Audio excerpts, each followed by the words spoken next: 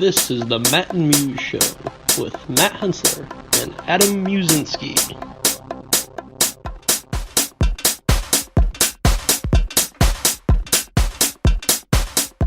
Welcome back to the Matt and Muse Show. This is episode 5. Still working on a title. But yeah, we're back better than ever. We're here Facebook Live for the first half. If you have questions, anything, please throw them on there. The camera's set up away from us, but we do have it on our phones so we can interact with you guys. And yeah, it's kind of a slow time of year, and we need some content. Luckily, Adam's face is in the camera, not mine. I'm ugly. Yeah, you have a face for radio. I sure do. That's why we only do a half hour live. There you go. All right, so welcome to what's that? I was going to say 2 weeks old? 3 weeks? 3 weeks tomorrow, man. There you go. Welcome to the 3-week update of baby Olivia. She's adorable. Odds are she's going to be blue eyes, blonde hair, and going to be in a lot of trouble. She doesn't know the difference between night and day still, and she cries for everything. All her cries sound the same. I hear I'm supposed to notice a difference between cries. Hasn't happened yet. You will. Give it time. God, I hope so. So right now everything's, here's a bottle. Hopefully it helps. Right. But things are going well. She's adorable. I don't think I have shared a picture to the Matt and Muse Facebook page yet, or Instagram, or all that business. I'll have to do that shortly. She's cute. She looks nothing like me, everything like her mom. That's a good thing. But she's got my attitude, which is a bad thing. That is a bad thing. That's a terrible thing. So hopefully in the future things get better. Right now our big thing is Shayna's been doing an awesome job taking care of her during the week so I can try and get some sleep. Cheers to Shayna. Thank you, Shayna. You're the best. But during the night when I hear a baby cry, knowing that it's my baby and not probably the reason she's crying, it's tough to sleep. Yeah. Real tough. Oh, yeah. But things are fun. Things are lots of fun. How about your little one? He's good, man. He's a bundle of energy. Took him to the park this afternoon after I got home from work, and all he wanted to do is swing and go up and down the slide. He's having a ball. He's a lot of energy. My mother-in-law is now thankful when I come pick him up on Wednesdays. She used to be like, oh, you got to take him? And now she's like, just take him. Get rid of him. He runs around the house. He was at my parents' this weekend vacuuming their floors and getting into everything. At least it's a helpful kid. Right. Those chores. I give him a broom and he sweeps the floor. Still working on the lawnmower, but we're getting there. And he's waiting to sweep Olivia off her feet. So when you're ready. Oh, I mean, it's going to be a while. She's 3 weeks old. He's an entire year older than her in baby years. That's like a decade. It is, but he's ready. He's told me. What a stud. All right, so. Speaking of studs.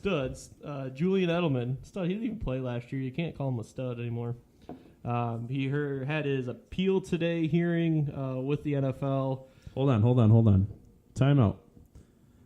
Before we forget to do this in the middle of the podcast, today is June 25th, 2018. This is something that we're trying to do at the beginning of the podcast now. We're still really bad at it. I need to just add that section to our notes. I'm going to go do it right now for the next podcast. First thing, say the date. June 25th. June 25th, 2018. So welcome. Thank you for listening. I know it's only been, 1 week since our last podcast? We decided to jump this up a little bit so we didn't have to do one on 4th of July. We're busy. You guys are busy. We thought it was a good time to take it off. So I'll be drinking beer. Lots of beer. No, you won't. You'll be working. Well, then I'll be drinking working beer. Yeah. So Julian Edelman. Not the working man. Not the working man right now. He has been off for a year and looks like 4 games now. Mm-hmm. What's your thoughts on this? It falls right into all the performance-enhancing drug suspensions for your first offense. I mean, it is what it is. He's going to have to do it. I've heard from multiple camps That sounded really cool, actually. Not like directly to me, but I have heard. I read from a guy, heard from a guy, I wrote about a guy. Right. Listened to some dude, a guy on the corner told me that his camp wasn't necessarily wanting to go through with the appeal, but it's the Players Association that's pushing them to do it. I get that's why they're there, but you kind of run into the same problem as we did with Zeke Elliott last year of how much are you going to fight before you just take it. And would you rather him take the 4 games in the beginning of the year or the end of the year? Because if you look at Dallas, if Zeke took those 6 games, the first 6 games of last season, when they're pushing for a playoff spot, he's playing. And arguably your best offensive player you need on the field. Oh, absolutely. I mean, that's what I think is a little sketchy about the whole situation is, yes, you have to take your suspension. You can push for the appeal as long as you want. Hopefully they push it back and you can get it pushed back for 6-8 games into the season. Mm-hmm. You sit out the middle 4 games, those games don't matter. Right. I think if you're getting suspended, you should have to sit out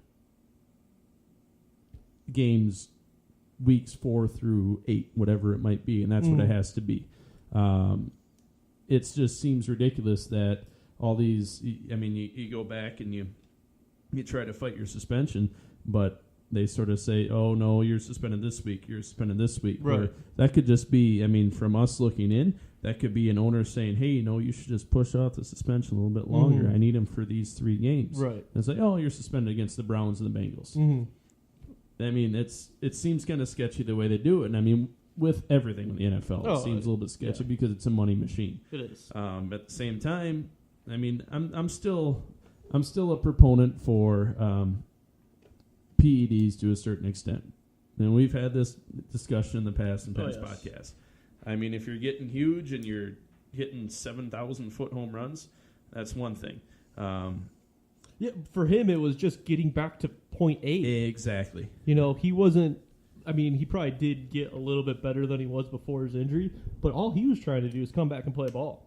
Absolutely. And I mean, that's what I think it's all about. I mean, if you're trying to make yourself healthy and sustain yourself being healthy, if you're trying to get away from your knees breaking down and your joints staying healthy, I'm all for it, man. Right. Whatever supplements you have to take, whether they fall in line with what the NFL says is right or wrong, do it, man. I mean, you're out there trying to make a living. Yeah, you're making enough money in a single year to sustain you probably your entire life. But if that's your livelihood, if that's your living, that's how you're supporting your family, you want to do it the best of your ability, do everything you can. I mean, you've got so many players out there that are already doing this that aren't getting caught. Right. I think that there should be a list. You can take these substances. Outside of these substances, you can't take X, Y, and Z because they're a step above. Mm-hmm. There's a difference between BEDs and steroids. The one side note I guess I want to put onto that is when you were saying they make enough to sustain their life within 1 year. There's 2,000 NFL players. 40 of them have contracts that do that. That's true. So true. that right now we're talking about Julian Edelman, though. Right. No, I know his does, but that's something you got to look at is the 52nd player on the team just trying to get in at that minimum deal to make a couple $100,000. Very true. Very true. And the other thing I wanted to point out with letting people use certain drugs is if one of these players had cancer and the only way to beat it was a PED, he's going to take it. Yep. Like, I've often thought... Let him get better. So I've often thought when I'm in the hospital or a friend of mine's in the hospital and they've got some sort of infection, first thing they do is, we're putting you on this steroid, and that's going to reduce swelling, that's going to get rid of the infection, it's going to help your body heal. So if I were a professional athlete and I go to the hospital with a serious case of strep throat or whatever it might be, and they say, nope, we're putting you on this steroid. Oh, wait, you're a middle linebacker for the Lions. We can't put you on this steroid. Right. Is that what happens? Or they say, we're still putting you on this steroid, then if they test, are they able to test for that steroid, or are they exempt because it's a medical condition? Are they able to get a doctor to say, no, I have a script for this steroid, I can take it for 6 months? I mean, where do you draw the line at that point?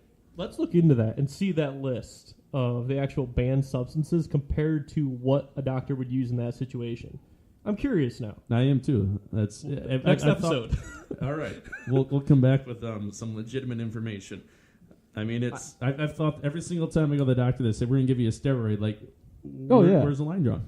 Yeah. I mean, obviously, I'm not getting bigger, faster, stronger, but my immune system's better. Yeah. So if I keep taking this steroid, what's gonna happen? I don't know. Find out. Let's take a whole bunch of steroids, see what happens. Yeah. Our golf game to get so good. Right. Or just crank them right and left and have no control. They should go far. Well, good thing you already play that way. Other controversy coming out of the NFL this morning was, I'm going to try and say his name right, Laurent Duvernay-Tardif? That's Tardif. Tardif? Good job. Okay. Anyways, he is officially graduated from med school and wants to add MD to the back of his jersey. The NFL says no. There's a good debate about why one way or another, and we did put this up on our poll this morning. I'm pulling up the results right now, so bear with me for a second. I know we got a good amount of people voting in it. Thank you, listeners. This is the most traction we've ever gotten a post ever, I'm pretty sure. I called Matt like a hour after I posted. I was like, dude. Like a giddy schoolgirl. Yeah. 81% says yes, he can have MD on the back of his name. 19% says no, he can't. And 2% said, I don't care. And of those 6 that said no, Carlos Dizzle's on that list. Carlos. Dude, killing me, Smalls. Need an explanation. Anyways, so I guess my view on it is pretty lame. I think he Your definitely... view on most things is pretty lame. It is. Continue. Okay, jerk. Anyways, I think he should be able to. I think the NFL should let him put MD after his name, but I understand why they didn't. If they give him permission to put MD on the back of his name, at the end of his name, they're opening themselves up to a ton of crazy possibilities. I mean, we already saw Ocho Cinco on the back of a jersey. Yes, he technically changed his name legally, but imagine what you're able to do if the NFL says, oh, you can put MD after your name. Joe Schmo middle linebacker is going to go up there and say, I want Banff on the end of my name. Well, most middle linebackers are Banffs. Well, yeah, but that's what I'm getting at, though. So why wouldn't... This is what I think the NFL did. The NFL didn't want that to happen, so they just straight up said no. What they should do is go through and make a list of appropriate insignias, whatever you call those, at the end of the name that you can use, providing you obtain them through the proper channels. So not an honorary doctorate, but if you have a doctorate, cool. Yeah, well, so think about this, though. I mean, how many NFL players right now have a doctorate degree, do you think? I'd say probably less than 10%. Oh, I'd say 4 players. 4 players. I mean, 4%, I know 4 players. I know this guy, and then there was a dude that went over to Cambridge a couple years ago from the NFL draft, and someone took his rights, but you think you'd hear about it. Yeah, so, I mean, if you're willing to dedicate that, for them, not necessarily money, but that time, that effort, to getting your doctorate's degree while, I mean, they're still within a career. They're still going to school, or excuse me, they're still playing football while they're going to school. I think it's something that if you want to, I mean, it's him bragging. It really is. Yeah. And if he wants to brag, I mean, yeah, you're not the XFL. You don't put what was his name? Who Dat in the back of your jersey? He hate me. That one, whatever. There's probably all of them. It's him saying, yeah, I am a doctor. I want to put MD in the back of my uniform. Isn't that, in a way, the same thing as changing your name legally, just like Chad Ochocinco did? I mean, you are legally a doctor. Why can't you put that in the back of your uniform?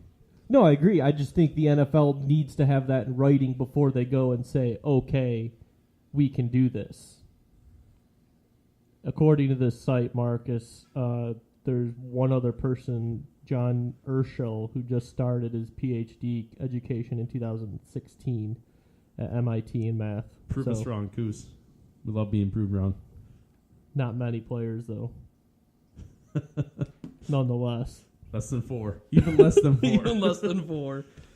I mean, that's my biggest thing against it. It's if you are legally changing your name to Chad Ochocinco, technically you're legally changing your name to I am a medical doctor. I mean, I paid all this money. I got my certificates. I lined everything up. I'm paying all these fees. I'm a medical doctor. It's the same thing as change your name on your driver's license, all your certificates and things that you need from the Secretary of State, from the United States government. I mean, I don't know. Here's another to do it. I mean, it's just him being cocky, and then the NFL, I'm all about cockiness. That's just my personal opinion. I think they should. I think it just they need to have an outline of how they're going to do it. And I hope to God that's why they said no, and they'll come back to him and say yes. But something else, my wife actually just texted in, was her letters are MSOTRL. So that's 6 letters. Which means I make more money than my husband. Well, duh. It's not that hard. So, Master's of Science in Occupational Therapy, registered and licensed. So, that just makes it longer. Is that another thing they're looking at? Okay, where do we put it? Because you think you should then just put it like underneath their name. Yeah. But does that do it justice? Second nameplate. Yeah. I don't know. Anyway, it is a good debate. It got kind of heated on Facebook this afternoon, but it's definitely something I think the NFL takes a look at and encourages, because there's, like we said, there's not many PhD NFL players, and for all these young kids to look and say, oh, hey, look, that guy has MD on the back of his jersey. Why? Oh, because he's a medical doctor and he plays football. Like, it's not just some random dude who couldn't get through school that plays football. There are really smart guys that do it. A few. At least 2. Football's one of those sports where there's just the personalities behind different positions is very polarized. I mean, look at your skill players with your wide receivers and running backs, and they're very, generally, not always, but generally very eccentric, very look at me, very look what I can do. Yeah, I'm happy at my line, I'm happy at my quarterback, but look at all these things that I can do on my own. Look at the plays I can make. Yeah, linemen, I've come to realize linemen, both offensive and defensive linemen, are usually very, very smart individuals. They have to remember a plethora of plays. They have to know what they're doing every single play. They're humongous human beings, so they're generally physically fit, even though they may be just also kind of fat sometimes. But it's very impressive for a lineman. And so Tardif, he's an offensive lineman for Kansas City. He is smart enough to remember everything he has to do at every single play. He executes very, very well. And, oh, by the way, I'm a doctor. Right. I think they should let him do it. I do think, though, that it's just... Linemen get no glory in the NFL. No. Let them have something. No. Maybe it's something as simple as you're putting a stripe along their jersey or something. Say, hey, I got a doctor. That'd something like actually that. be a good idea. So like when you go to a graduation ceremony, you see those really smart guys with like 6 cords and all different colors on their gowns and everything. Right. Like just put a little extra star on a shoulder pad or something. I'm going to have to share this out. I just got sent athletes who are doctors, people in sports. However, Shaq's on this list. So that's an honorary doctorate degree. Let's set that straight real quick. But no, there are definitely smart athletes out there, and I think they should be recognized one way or another on their jersey. So, Koos just called me out. I was a high school lineman. I consider myself fairly smart. Thank you, Marcus. Appreciate that. No, you're not. In certain aspects. All right, a few give aspects. You that. Two aspects. All right, on to the next controversy that happened the past week. The U.S. Open, Phil Mickelson's putting fiasco. I like Mickelpin better. Mickelpin? I don't like Phil. Rename him. Heard it here first. Change his name. Phil Mickelpin. Phil Mickle, stop golfing because you suck. Phil Mickelson. So I've heard, obviously, multiple sides of this story. First, he said he did it on purpose, and he said he was just wanted to do it just to get the putt over with. And then there's people that came out and said he didn't realize what he was doing. either way, he was golfing horribly, absolutely garbage round. He, in a way, kind of probably saved himself a stroke because that ball, the way the balls are going off the green that day, that ball would have ended up at the point where he probably would have had to chip it back on. Oh, yeah. So he almost made that putt.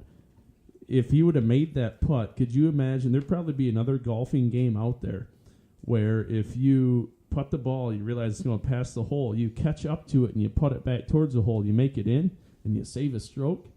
That'd be fun. There'd be a lot more athletic people golfing. I was going to say, I like to golf. That's too much running for me. But could you imagine? Oh, yeah, for sure. The one time when you're fighting for a birdie and all of a sudden you're like, oh, no, run, because it's going off the green. Imagine this. So if you drive your ball off the tee and you can catch up to your drive by the time it stops and hit it again, it's only one stroke.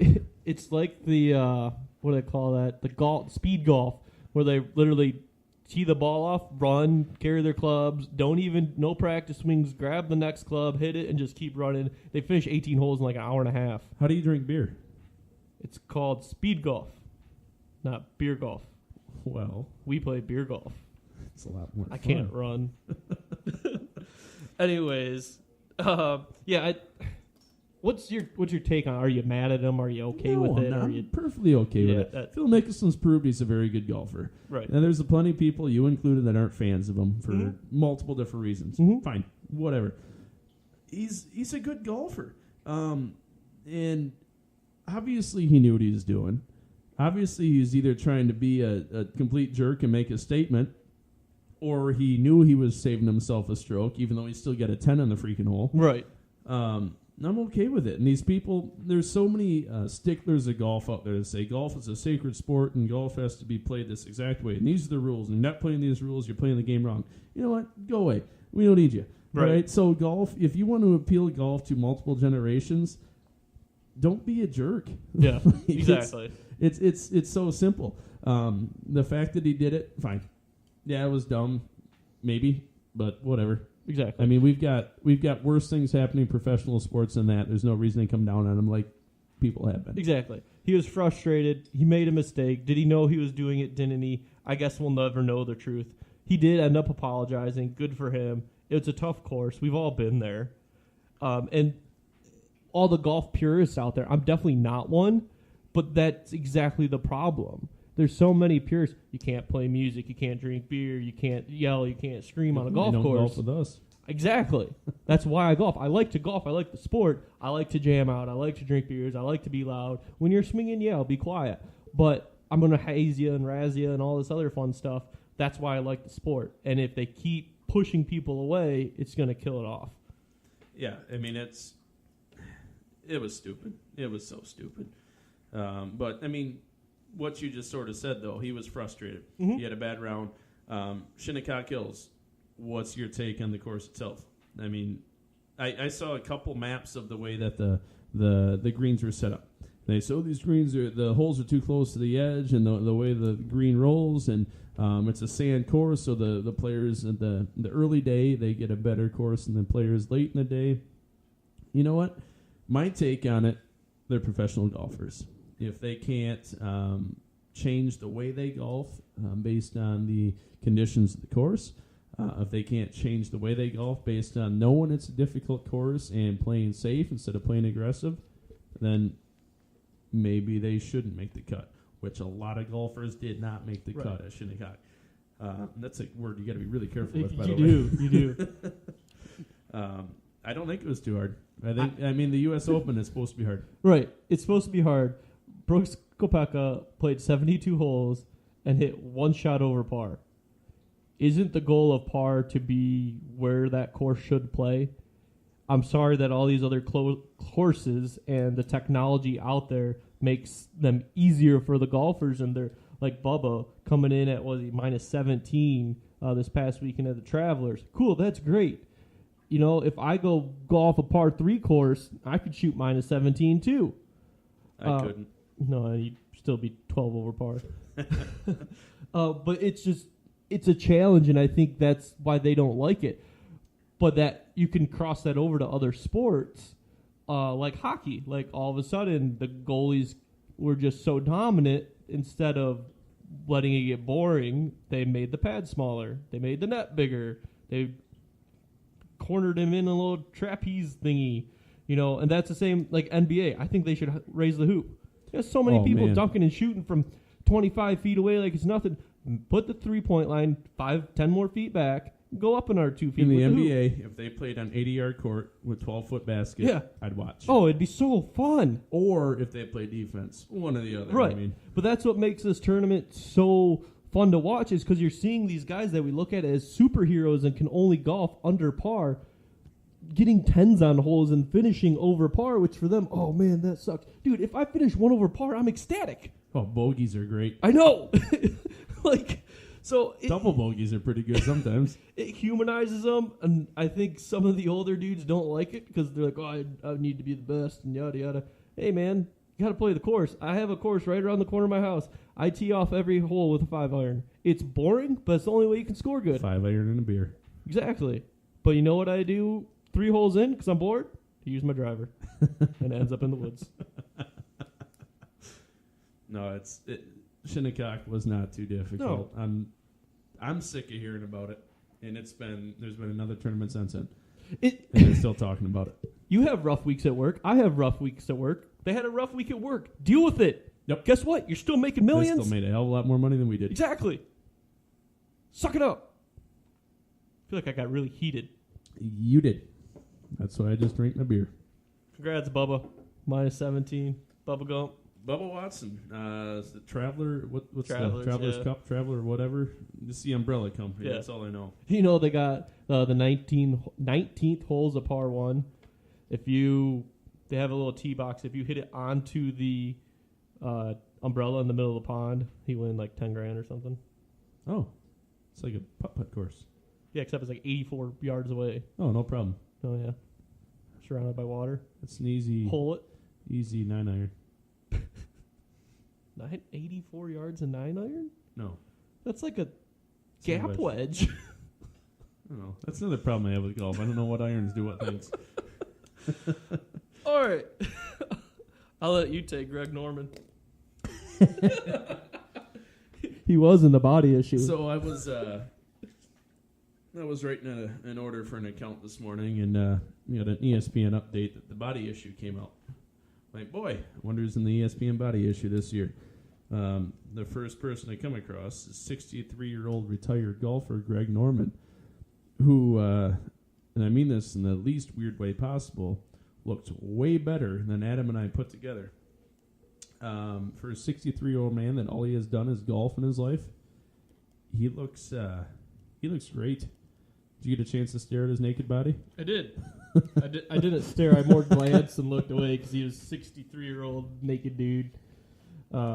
But no, he definitely does look good. It just proves how, if you keep good care of yourself, how good you can look when you're 63. I won't look that good. No, neither of us look that good. I don't look that good now. I was about to say that. No chance of me looking that good right now. Less than half his age. I was shocked to see that. Yeah, there's Chris Chelios. He's another one. It's a little older. I think he's probably mid-50s, upper 50s. So he's like my parents' age. So he's not that old. But love you, Mom and Dad. good save. Hi, Mom. But yeah, he's love your meatloaf, ripped, Mom. like completely head to toe, still in great shape. People still say he could play NHL hockey at the 57, 59, whatever he is. Matt's pulling up right now. 56. Oh, he's young. And he's a scary looking dude. Oh yeah, he could tear you apart. Oh, let me know how it is. All right. Yeah, golf. Last week, a golf league, ended up shooting 6 over 42.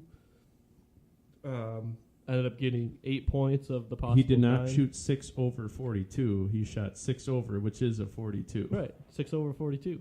That'd be a 48. No, it's not golf lingo, homie. Anyways, I shot 42, which is 6 over par. Roll my eyes. Anyways, walked out with 8 points of the possible 9. We got our team points. My partner raked in. I didn't even look, but enough. We ended up coming back from, we were 4 back from second place. We hopped into second place by actually 6 points. So it's quite a big lead, and we're playing for the championship, first half championship on Thursday for the third straight time. Do they encourage fans? Can I stand around the green at every hole? It's actually funny. We'll probably tee off last, because then when people get done, they do like our groups will follow us. Because then all we do is like barbecue right at the course, steaks and beers and everything. So yeah, by the 9th green, we will have 10 carts watching us. Oh, really? Yeah, It's intimidating, man. yeah. That's why I You usually think your partner's really good? Yeah, I know. I usually flub it out like a 50. So I think we're only giving up one stroke between the two of us. I think I got to give it to my dude. So it's going to be a good matchup. Hope we pull it off, and that can be... If Adam wins, Corona's on him. You're to hear. Yeah. At my house. All right, Facebook. It's been real. We're going to take a little halftime. We'll come back. Check out the second half on the podcast. I'm going to try and post it on Thursday morning. We got overtime coming out Wednesday morning. Yep. You wanted to say something? Nope. Okay. Deuces. See you guys.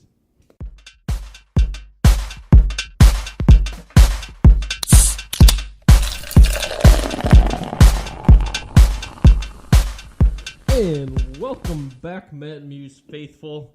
This is Muse along with Matt. I'm Matt. And we all know what that sound means. It's Beer the Podcast time. Yeah, right. Oh, yeah. Oh, so sweet. All right. Sorry about that all. Lost it there for a second, but I think we're back. Yeah, so Beer the Podcast. Petoskey's Cranium Crush. It's a very unique brew from Petoskey up in northern Michigan. They use actual waffle cones with the raspberries in this beer.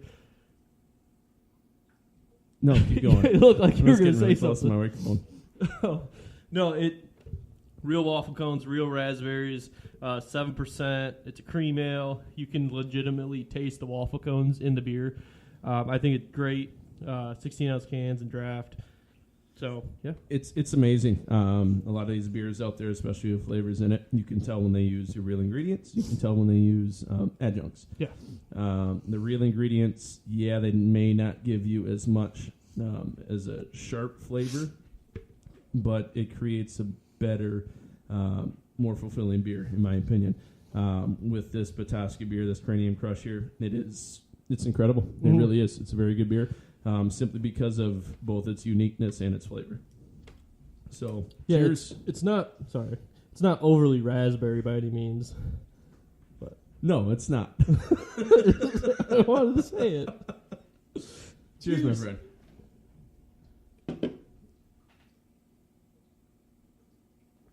We got to find a new spot for that computer. That's going to end up bad one day. Oh, let's just make sure we do it early. Not after we laugh or anything. All right. Now that that's over, So on the subject of alcohol, to some sad news. in case you didn't hear, in one of our southern states, Kentucky. I know, I was getting there. I have it up. Burton 1792 distillery had 9,000 barrels of bourbon destroyed. Mm-hmm. Essentially, half of their barrel house fell. I mean, it just fell down. It's like crazy to see that building because it's legitimately all they do there is store their barrels, and they have 20,000 of them. There's pictures online. We'll put it out on Facebook probably. I think I already did, actually. Yeah. But the pictures are crazy, and they just lost 9,000 barrels of bourbon. It's sad. I like bourbon. Have you ever seen any of those warehouses up close? I have not. So essentially what they have to do is they have to stack these barrels in there so strategically so the barrel house doesn't fall over. Mm-hmm. And it looks like this is what they did. They stacked it strategically. I mean, exactly half the building was cut off. Mm-hmm. Exactly 9,000 barrels approximately broke. And they had approximately 20,000 there. Right. So they need to set these barrels. I mean, it's liquid weight. It shifts. It moves around. Exactly. I mean, like when you carry a keg, you can throw your back out so easily just by moving a half inch. Exactly. when they put these in there, it's an amazing feat of architecture. Mm-hmm. And it's just sad. I love bourbon. Mm-hmm. Whiskey's my friend. Yeah, so put it in perspective. One of those barrels comes out to, depending on the yield, anywhere between 150 and 200 fifths, 750 milliliter bottles. That's a lot of bourbon. Sad. See, 9,000 times, let's do 170. So sad. So my heart goes out to these poor people in Kentucky. I seriously wonder what it's going to set them back. It's 1.5 million fifths. Bet you there's a bunch of drunk raccoons running around. I didn't see you down there. Ew. Good one. No, I'm sad. You're not a raccoon.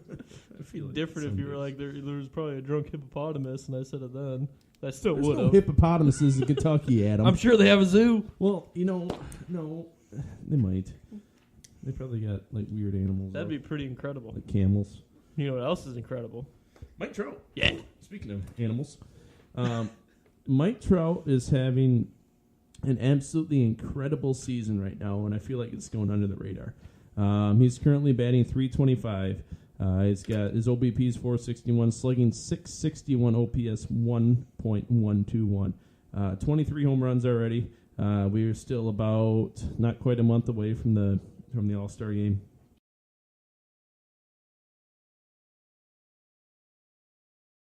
I mean, he's putting up numbers right now that they rival numbers from a lot of Hall of Famers that have come through the league. And he's only in his, he started in 2011. In 2011, he only played 40 games. Every year after that, he was an All-Star. Excuse me.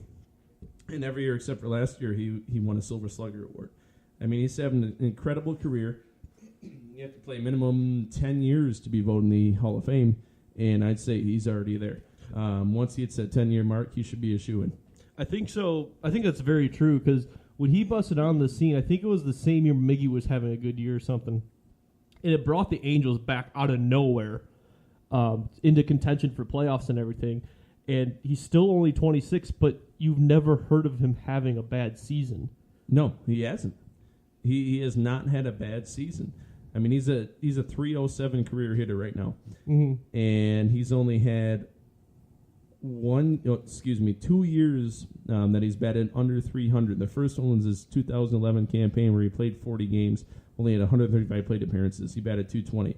Outside of that, his only other under 300 year, he batted .299 in 2015. Yeah, 309 hitter, 1,100 hits, over 1,100 hits, 224 home runs, over 600 ribbies already, and he's still got 10 more productive years. Oh, absolutely. Before he gets the DH tag.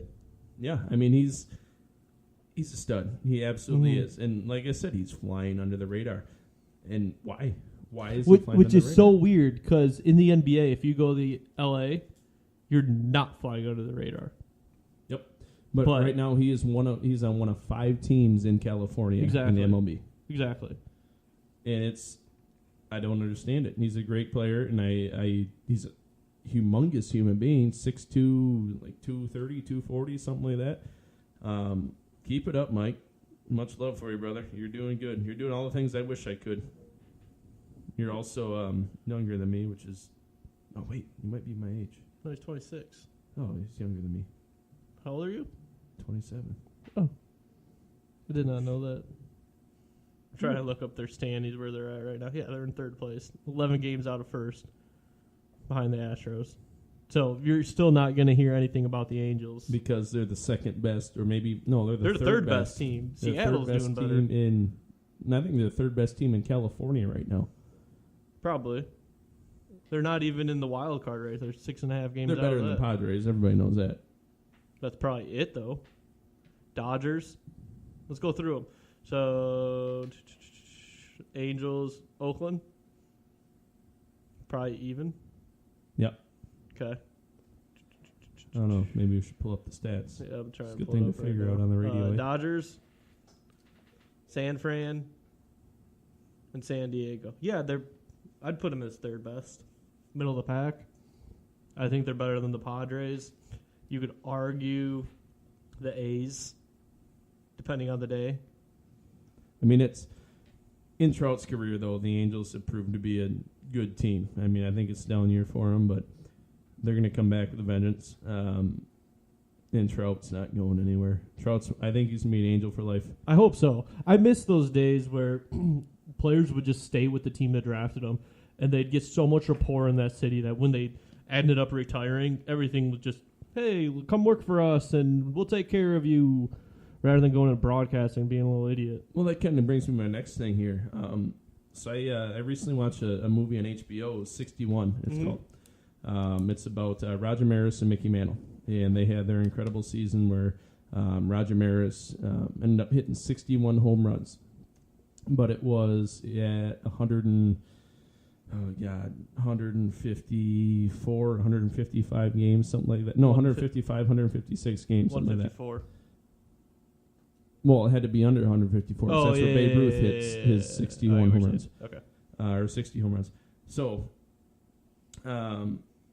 Babe Ruth, so the commissioner of baseball, he had this record in his, I guess, possession of Babe Ruth hitting 60 home runs in 154 games. Roger Maris and Mickey Mantle were having an incredible season. Roger Maris was still a young kid. Mickey Mantle was getting older. Mick was he was a Yankee for life. Raj was not. So a lot of the Yankee homers, they loved Mickey Mantle. They wanted him to succeed. They wanted to do really well. And the fact that him and Roger Maris were going head and head in Roger's first year in New York, screw Roger. They gave him death threats. They hated him. They threw stuff at him. But he ended up being the one that hit 61 home runs that year. Mm-hmm. Great movie. I suggest everybody out there that's a baseball fan watch this movie. It's really awesome. However, what this kind of made me think about was why and when do we make this division, this line in between, Babe Ruth only hit it in 154 games. Do we give him an asterisk if he hits it in more games than that? It can be the same with literally any stat in any sport where things have changed in the last 100 years.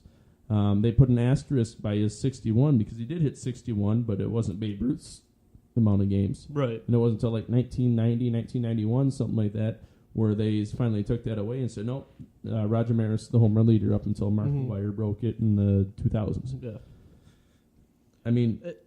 How do you draw the line? How do you figure that out? You don't. You honor Babe Ruth. You honor these guys have done it in the past on that list, and you just keep moving on.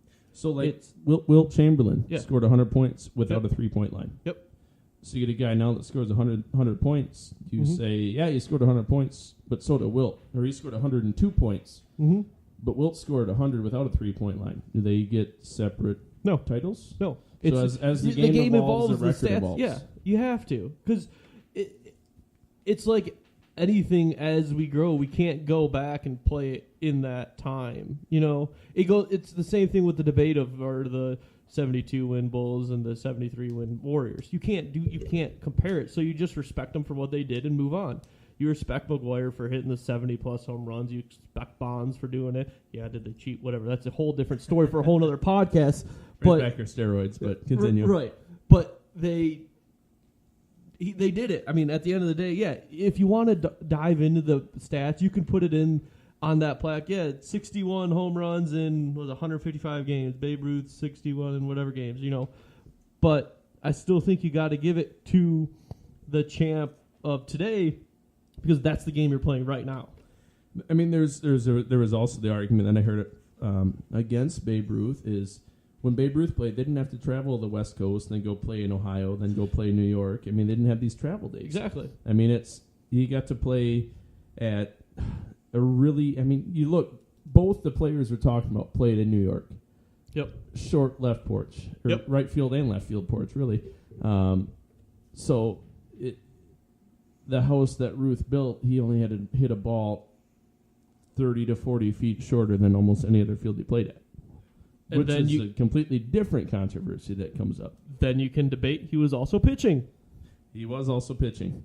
and he was going out and smoking and drinking and gallivanting throughout New York. Gallivanting. Love that word.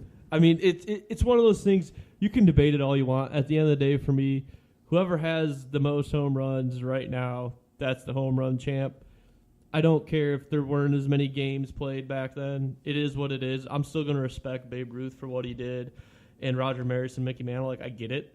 But if you want to make baseball exciting right now, yeah, respect the past, but go for the future. What keeps more butts in the seat, strikeouts or home runs? Home runs. Why? I agree with you, but why? It's scoring. That's sad. It's the ball going further. It's seeing someone trot along the bases. You know, when you strike someone out, the dude walks to the dugout, and another batter comes up, and he could hit a single. It's so much harder to strike somebody out than it is to hit a home run, and it's so hard to hit a home run in baseball. Oh, yeah. Baseball is an incredible sport. It's the only sport where you can, at 30%, you can be a Hall of Famer. Yeah. It's the only thing in life. If I was a 30% good worker, only sold beer 30% of the time, bye-bye. Yeah. Literally, almost any job you do, if Yeah. you were good at 30% of it, you'd be done. Exactly. But no, in baseball, 30%, you you can fail 7 out of 10 times. You're the best of the best Yeah. when you fail 7 out of 10 times. Yep. I saw something, and I've had a lot of controversy and people talking back to me against it, but I saw something the other day. You take a baseball player and put him in any other sport, he'll compete. You tell a tennis player to go hit a fastball.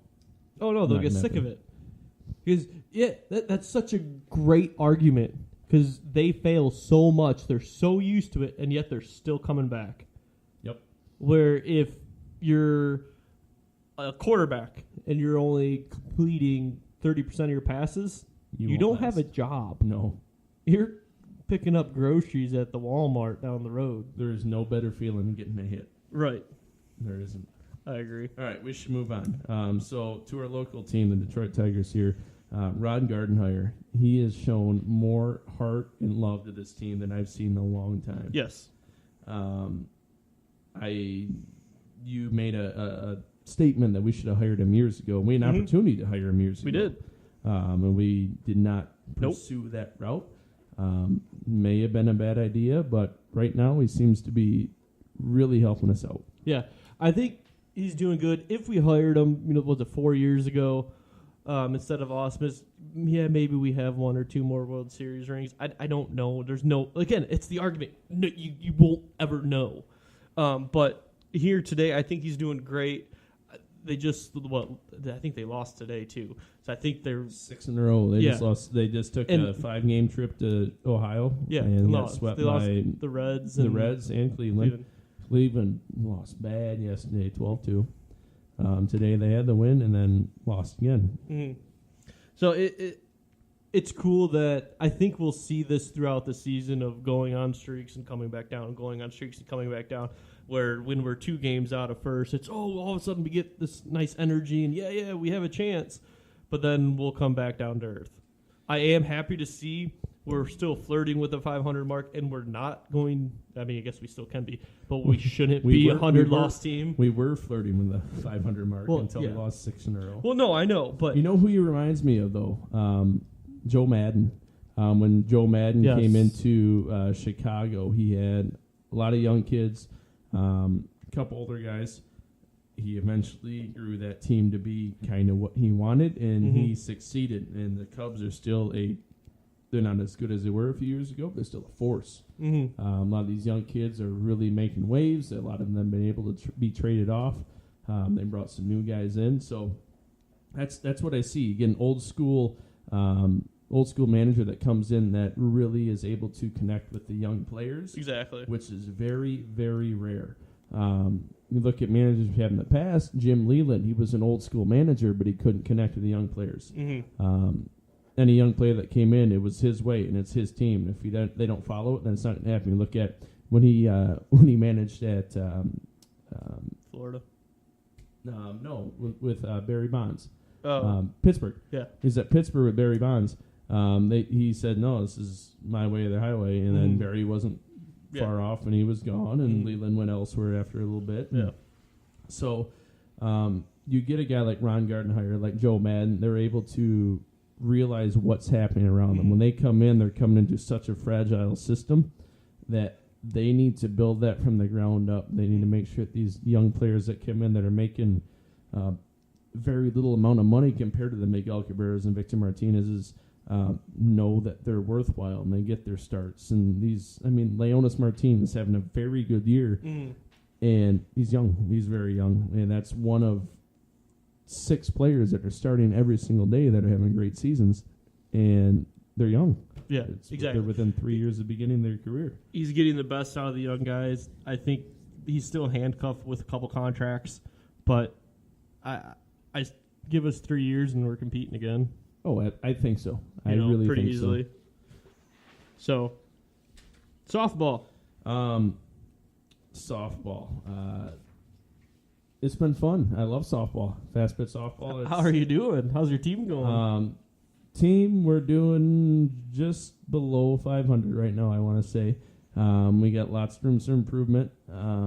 We've had injuries and work issues come up, and poor weather and all sorts of other things that sort of make things frustrating in certain games. I had the worst doubleheader of my life last week. It was just brutal. But there's always a chance to rebound. That's what I love about playing ball. So we've got our first tournament of the season coming up the second weekend in July in Auburn. Auburn Corn Fest, fast pitch tournament. Nice. I really want to win it. I think we should win it. If we don't win it, be very upset. So it's fun. I mean, I implore you to come out and watch us sometime. It's awesome. There's nothing like it. Have you won that tournament before? We have gotten second place once, third place once. We have not won it, and I'm kind of ticked off about that. We better win.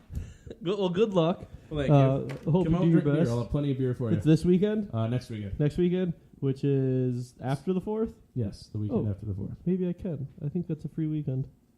I don't know. I'll have so much I beer know for you, something. don't I worry. don't know. So, speaking of baseball, softball, all that fun stuff, that brings us to our stat/fact of the podcast, because I can't make up my mind. On this day, June 25th, 1903, Boston Beaneater Wiley Piatt is the only pitcher in the 20th century, and I believe in the history of baseball, as far as I've been able to find. Probably. I mean, this is such a crazy thing that I can't imagine this more. He's the only pitcher to lose 2 complete games in one day. He lost to Pittsburgh 1-0 and 5-3. Pitched 2 complete 9-inning games and lost both of them. That is 18 innings in a day, which is probably pushing 400 pitches at that point. That wouldn't happen anymore. No. Unbelievable. No. Absolutely unbelievable. So he only pitched like 6 years in the pros. I was looking up his stats earlier. They're actually fairly okay. I mean, not good, but they're Not okay. impressive. He's not a Hall of Famer, is what you're saying. No, but he does have this on his resume, where he's a born loser, I guess. I also heard a rumor about a certain telephone that you're all excited about. I've never had one. I don't want You it. never had one? No, I was not man, that cool. I was so cool. Oh, God. I had one after everybody else had one, but the Razor's coming back. I think Melanie had one. Yep, coming back. Touch screen on the front. Flips open. Big old screen in the middle, too. Just something I think with our generation going on that it's going to resonate to all of us when we got one of our first cell phones. So what does it mean? Nothing. But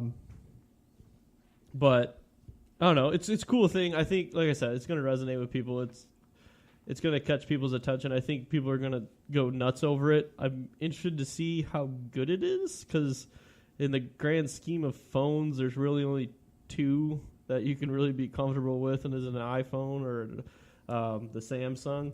But I'll still take a Nokia, one of those ones you could throw across a room and hit a brick wall and it still work. I always wanted one of those Nokias that was like super rubbery and they could like run over with trucks. So one of the ones that goes, you have to touch the talk, goes, Yeah. and you talk to your Chirp. friend and everybody heard exactly what you were Chirp, saying. chirp. And you're talking shit about everybody else in the room with you. Yeah, and you had to do it in school, so you had to do it quietly. And the teacher's like, "What are you doing?" Like, chirp chirp.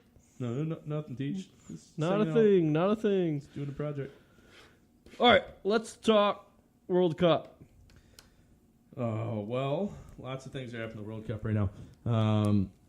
The most exciting thing in the World Cup that I've seen in the last few days, England destroyed Panama 6-1. It was a brutal massacre of another country. I haven't seen that since World War II. Ooh.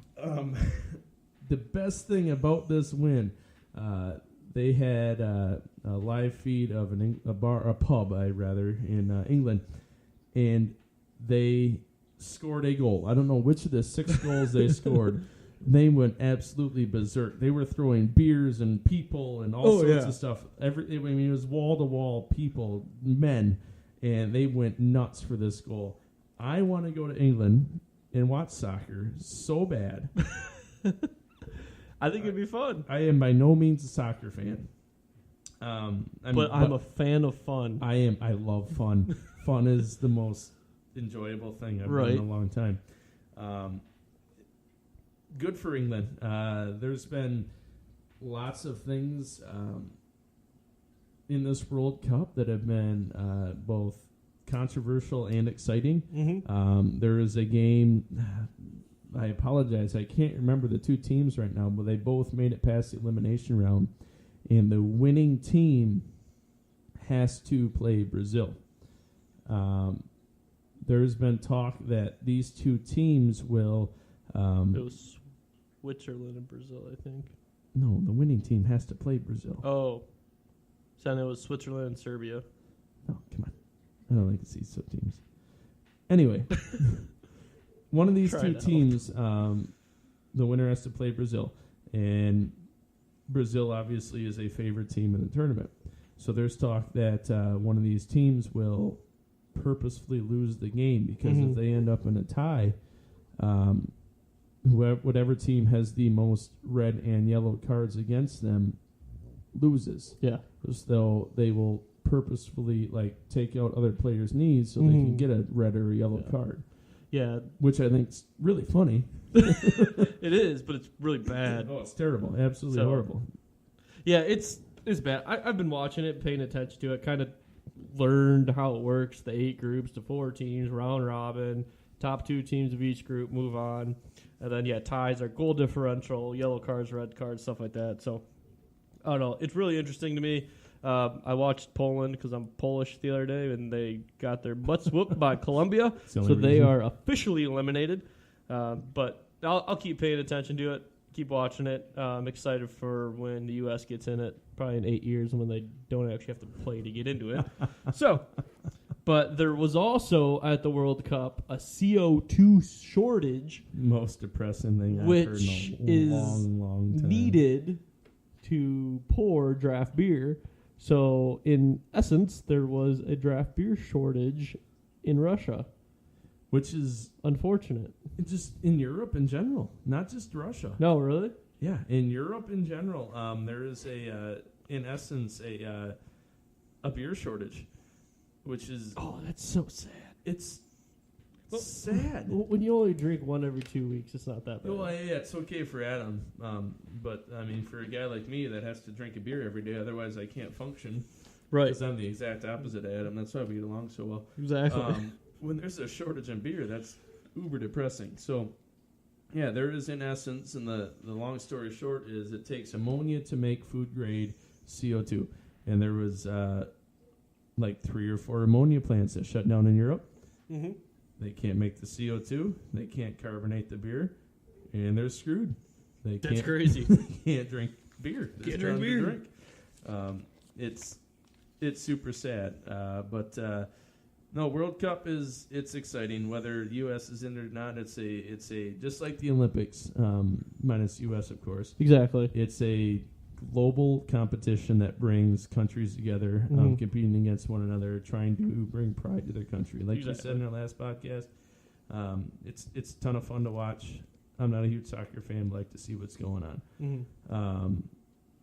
But keep on going, England, and celebrate those goals like there's no tomorrow, because there's nothing I'd rather watch than you chucking full beers at your friends. Right. Get That's on a that. super exciting thing. All right, let's finish it up here then with the NBA.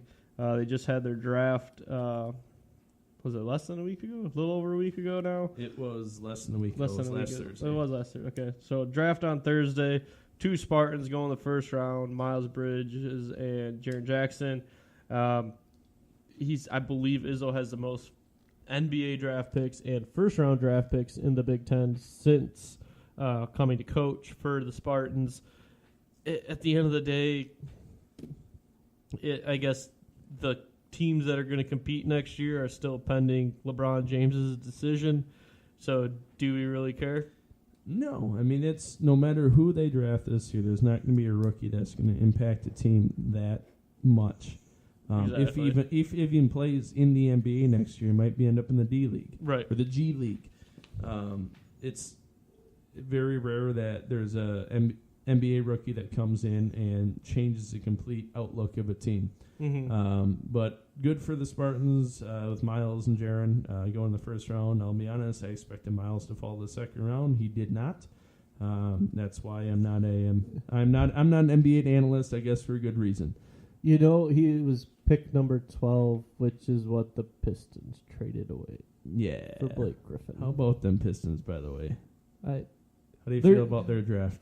They're doing the best they can, but it doesn't mean anything until all these contracts come off the book. So That's what I always told my basketball coach, too. I'm doing the best I can. Matt, you got 6 fouls, and you can only have 5. I'm trying, Coach. I'm sorry. Well, it's just it's frustrating because I'm a huge Pistons fan, as you know. But they're doing what they can, but it doesn't mean anything. Like the best they do is make the playoffs, and that's it. So, but they'll come back. I mean, once they get rid of Blake, I think they'll come back. yeah, 5 years down the road. Yep. Anyways, Paul George, free agency. So remember LeBron James and the decision? This is going to be a minute thing here real quick. Just came out today. Paul George is going to have a 3-part SportsCenter series that will go through his career.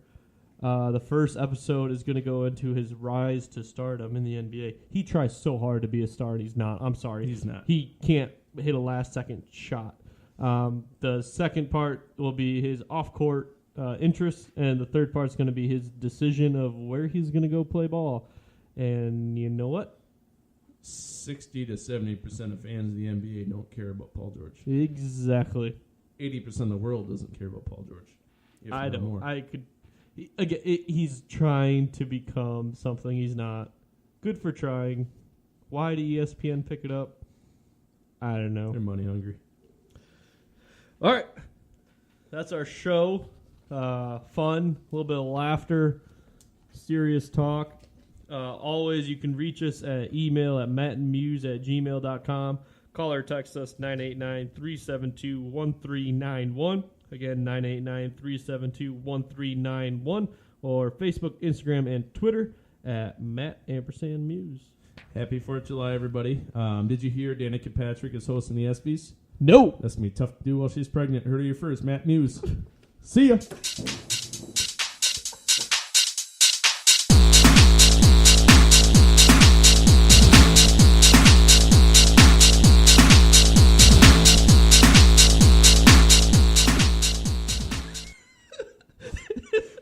Very little things in life that get Adam excited.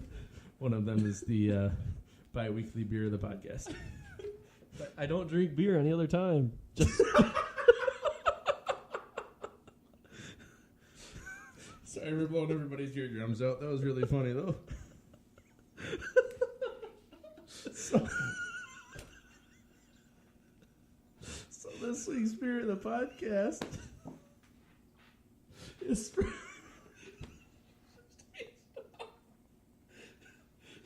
we'll cut this out.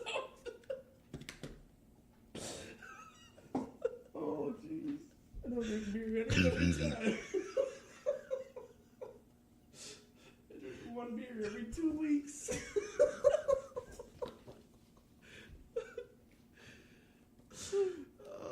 Okay, we're gonna have to go to a minute 8. Or an hour 8. Oh, man. Oh, Jesus Christ. I can't see my paper. I'm crying.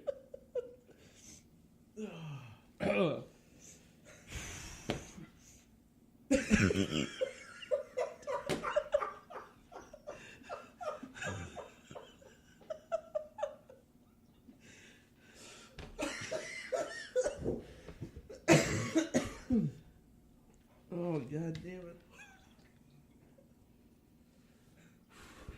I haven't laughed that hard since cheese block.